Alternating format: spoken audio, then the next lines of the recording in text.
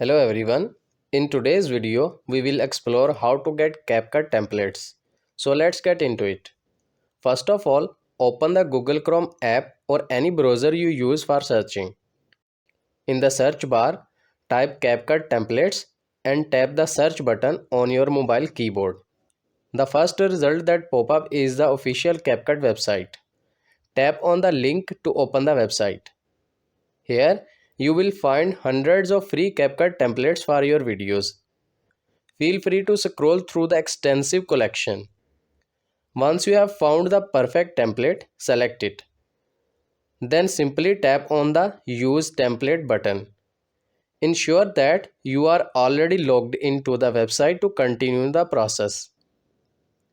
Another method to use Capcut templates is through the TikTok app.